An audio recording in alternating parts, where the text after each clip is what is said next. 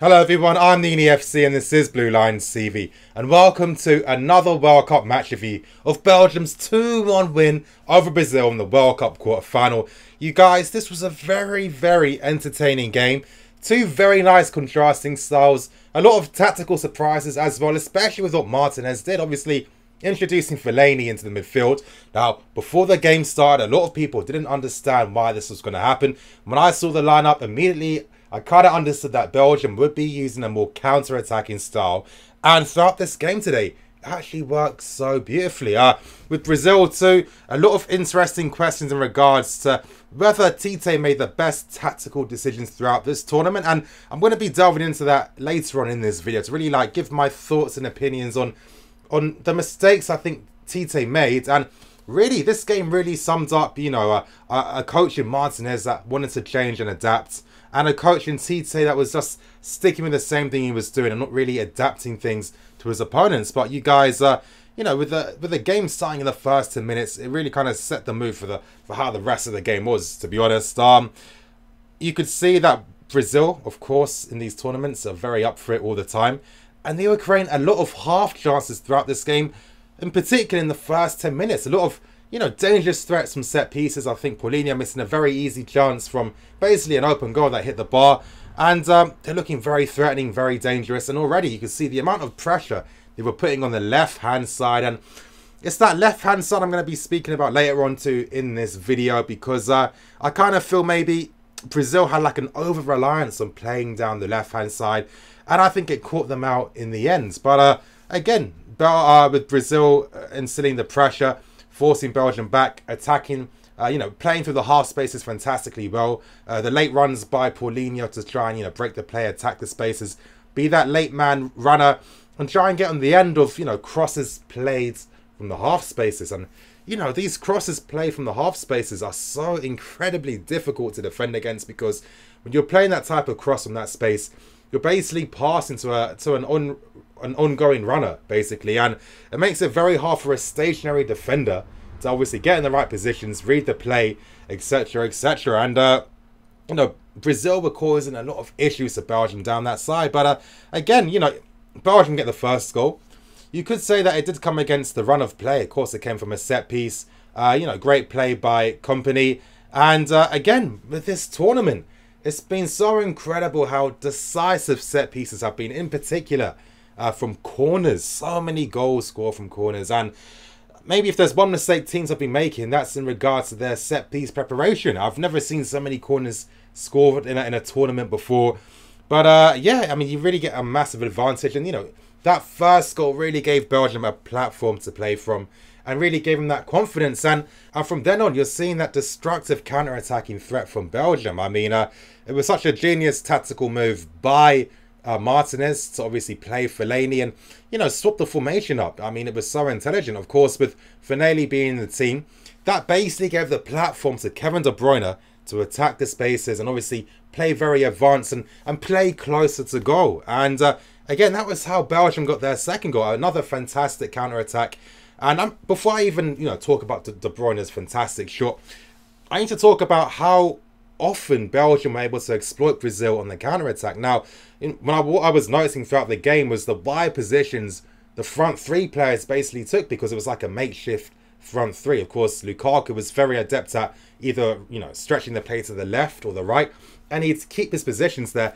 Eden Hazard as well kept his positions very wide, out wide, and De Bruyne as well. And, it was very hard for Brazil to really counter that. And it really played towards the strengths of Belgium's front line. I mean, Lukaku, for example, sometimes you feel he gets wasted too often at Manchester United. Mourinho using him as like a traditional target man and, forced him to play like Andy Carroll at times. Lukaku is one of the best counter-attacking strikers in the world, and one of his best threats is his ability to run at people, collect the ball out wide, because again, when he runs, his momentum, his pace, you can't get the ball off him.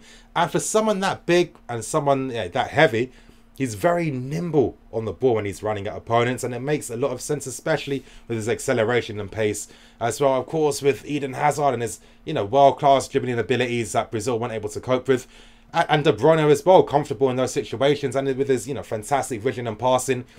This was really a disaster for Brazil in a sense, because Belgium are constantly able to really disrupt Brazil's back line because, again, when you're trying to close down Hazard and he skip past you, that space that guys like De Bruyne and Lukaku are going to exploit and run into, and then you're just chasing shadows after that. And obviously, by keeping those positions very wide, number one, Belgium were able to exploit the spaces left in behind by Brazil's fullbacks, and number two, they were able to really stretch the play on the counter so often, and this was how they were able to create so many chances on goal. And testament to the goal by De Bruyne. I mean, Lukaku, in behind the halfway line, fantastic run and drive, and again another underrated play by Lukaku, who I feel is very good on the counter attack. Always makes the right passing decisions as well, makes the right runs as well.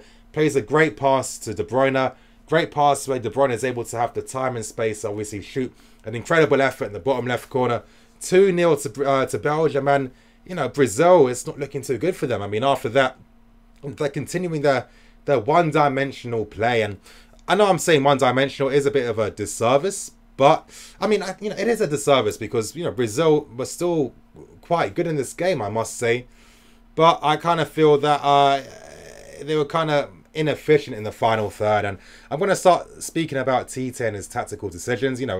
I kind of feel that he really wastes Willian too often. Now, certain games with Willian where you're able to see him, cut into the left-hand side and swap positions with Neymar and co. You get the best out of him, and then it makes it even harder to defend against. And, you involve all the players in the front three. And I don't understand why he doesn't like to do that. And I think it's this over-reliance of play down the left-hand side. Of course, Marcelo, Neymar, Coutinho, all players that are comfortable drifting to that side. So I can understand from Tite's perspective why he would feel, Willian would be overkill. Because if I give too much freedom and license, then, the structure and the positional play of the front line will break down. But you're not utilising Willian at all. And it's like playing with 10 men at times. I mean, let's not forget, you guys, Willian has a right foot. He doesn't have a left foot. So when it comes to obviously playing against compact defences, Willian he really struggles because he's forced to play a support role. He isn't able to, affect the goal because he has no left foot. And there isn't really any link-up play as well. And I kind of feel that that's something Tite should have been exploiting more. I mean, we saw the games against Mexico, how incredible Willian was in that game. That was playing him to his strengths. And I kind of feel that Tite just played the safe option. And, you should expect what type of game you're going to be facing against a team like Belgium. It was obvious they were going to play a counter-attacking style. I don't know. You have to use Douglas Costa in a game like this. Why? Because he has that left foot. He is able to cut inside. He is able to play and run into the half space and link up with people. It's much harder for Willian to do that. Someone that isn't able to naturally cut inside from the right. And you can see the difference that Douglas Costa was providing coming on in the second half. And it's just like, Tite, you've got such an incredible selection of attacking players. You don't have to always pick your best individual players all the time. Sometimes you have to pick what's best for the team. And that's what Martinez showed him today by getting rid of Mertens, by not using Dembele, by using Fellaini, because with Fellaini, you had that platform for guys like De Bruyne to do what De Bruyne can do. Fellaini, very good, intelligent performance by him. Worked very hard, kept the shape of the team very well. So many interceptions and blocks he was making as well. Kept his positioning very good centrally. And as I keep stressing, that platform for the attacking players to do bits and do what they do best. That's what he did. But I kind of feel that's the type of approach that Tite needed to instill in this Brazil team today. I think Douglas Costa playing is a massive chance. I even think Firmino, whenever he's come on, he provides something different. He has that type of aerial threat, maybe that, Gabriel Jesus doesn't seem to have. Link-up player as well, can drop deep, and a very good finisher too. And there are different threats that you can get. And with someone like Firmino, he's a type of guy that, I was speaking earlier about crosses being played in from the half spaces. That's bread and butter for Firmino. Firmino constantly makes those late man runs where he does get on that, get on the end of that type of service. And I kind of feel that was really wasted today. And then, with Brazil, it came down to the individual efforts instead of the team effort too often, because there wasn't really that balance in the final third. And some other disappointing pieces of play by Brazil. I thought they were too one-dimensional in the sense that every time they had the ball, it was constantly forward, forward, forward, forward. It was like, oh, we're near there, we've kept the ball for long enough, we have to take a shot, even when they knew it was the wrong decision to make.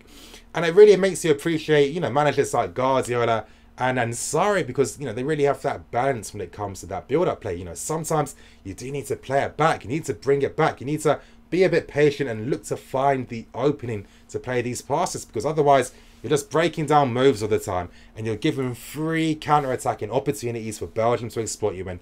And time again, Eden Hazard in particular, collecting the ball from deep, skipping past Marcelo and Fernandinho like they weren't there. Lukaku down that right-hand side, bombing down. Miranda was struggling, even though he did decent. Very hard for him. Same thing with De Bruyne too, having that type of service on top of that. It was very hard for them, and I felt that Brazil constantly kept playing into Belgium's hands by constantly giving away cheap possession in the final third. Now, of course, you know, Augusto comes on, another guy that's able to attack the spaces and get on the end of those, you know, half-space crosses.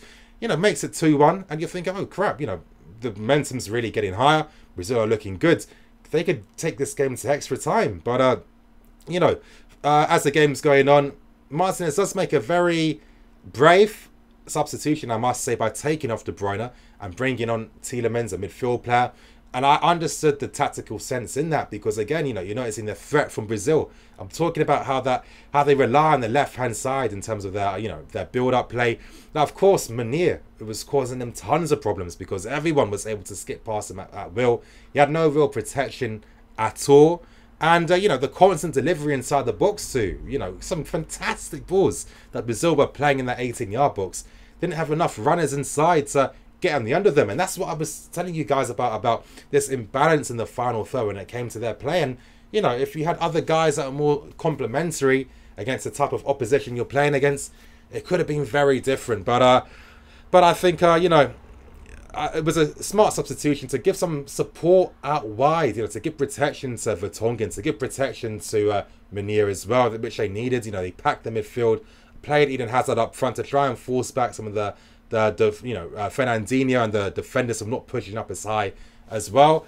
And in the end, it worked. Of course, you know, some fantastic performances. I think Courtois very good, fantastic saves, especially that one right at the end from Neymar, incredible save.